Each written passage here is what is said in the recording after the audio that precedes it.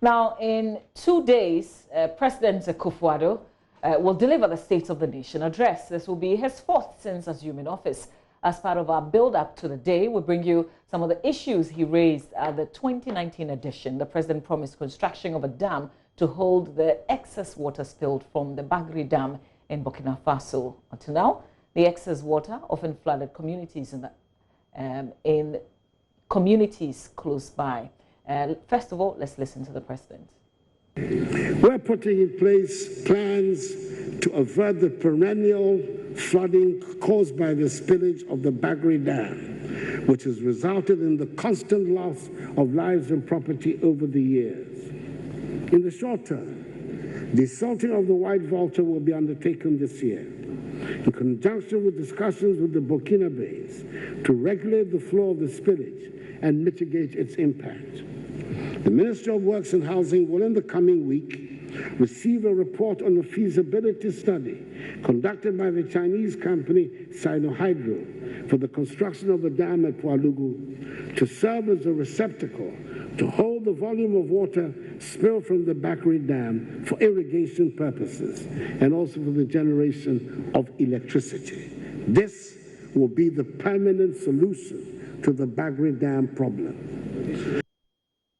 While in November last year, the president cut the sword for the $993 million dam and irrigation project to avert the perennial flooding caused by the spillage of the Bagri Dam. My colleague Emefa Awena Matiamwa Eli was in Pwalugu recently and reports on the state of the Bagri Dam. I am standing right on the bridge over the Bagri Dam where water is spilled every September, thereabouts. This is where we always report that people's farmlands get flooded and washed away as a result of the spillage of excess water from that dam in Burkina Faso. So just behind me, you can see the extent and the width of the spillage ways.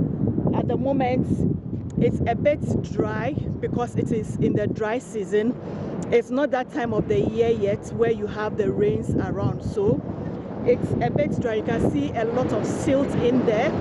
If you go a little around it, you see a lot of farms, people's farms surrounded all over on both ends. I can count not less than 100 farms around here, mostly vegetable farms. And also I can see some cattle at the background.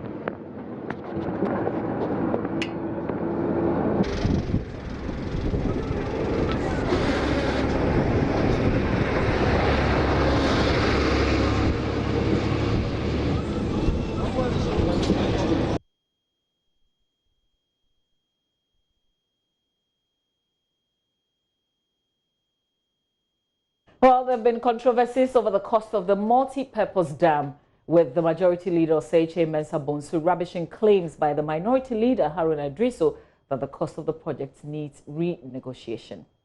In the office of the president letter, this is worth noting. There is a paragraph we read: the Pwalugu multi-purpose dam and irrigation project will be funded through the budget in 2020.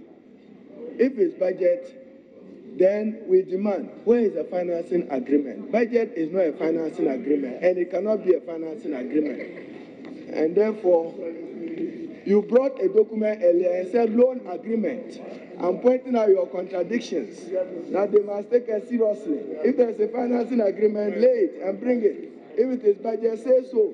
But 2020 budget, you can't go and correct anything in it. If it was not in it, it was not in it. So, Pwalugu, let the committees work.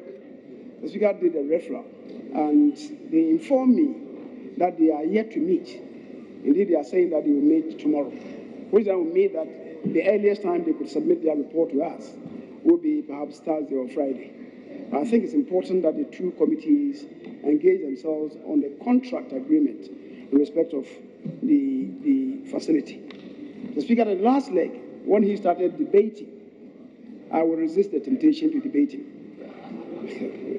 I thought they had said that they had not seen the document, they needed time to study it. However, they jumped the cut and went and organized a press conference to say that the facility is too expensive, even though they said that they had not even seen the contract agreement. However they arrived at that conclusion, only they can tell. But Mr. Speaker, I'll resist that temptation. Let's wait until the Joint Committee comes back with their report. I direct further that these items should be listed only when the relevant report on the further referral is ready for consideration of this Honorable House. And that the leader of the House and the clerk should ensure that what we now await to move forward comes to us as soon as possible. Well, as you know now, approval of that budget has been deferred. Conversations on that. In the meantime, the president will be in Parliament on Thursday for another State of the Nation address. Stay with us right here on JoyNews. We'll bring you up to speed with all around the State of the Nation.